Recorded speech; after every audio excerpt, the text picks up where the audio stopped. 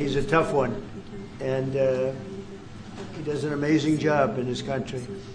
And we've had tremendous relationships, both having to do with war and having to do with trade. And I guess today we're talking about both. I'd like to have him stop buying any oil from Russia while Russia continues this rampage against Ukraine. And they've been fighting. They've lost millions of lives already. And for what? You know, for what? It's disgraceful. And I said yesterday, let it keep going because their economy is absolutely terrible right now. And I think it's a shame that they're doing that, killing a lot of people unnecessarily. 7,818 people were killed last week, mostly military people, their people, and Ukrainians. More Russians, actually, than Ukraine, a little bit more. But it's such a waste of human life. And so he ought to stop. You know, Putin ought to stop.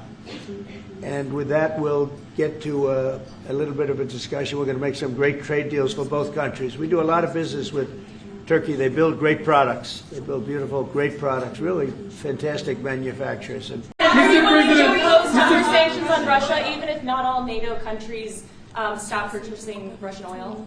We're going to be seeing about that. The NATO countries were disappointing in that regard, but they've been very amazing in other ways. They did, as you know, they went from 2% to 5% GDP, and that's a big step, and it's paid. I mean, they have the money there.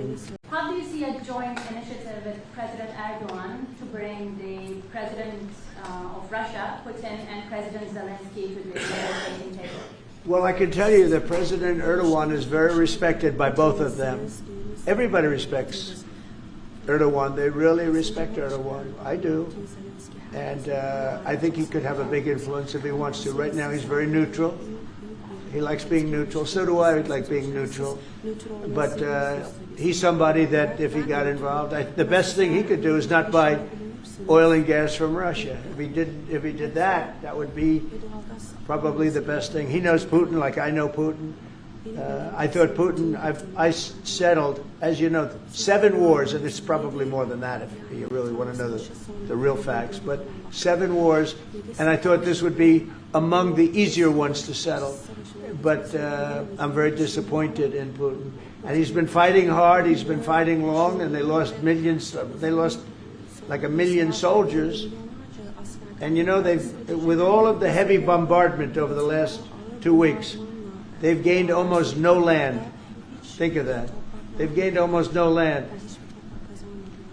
And I'm not going to ever call anybody a paper tiger, but Russia spent millions and millions of dollars in bombs, missiles, ammunition, and lives, their lives. And they've gained virtually no land.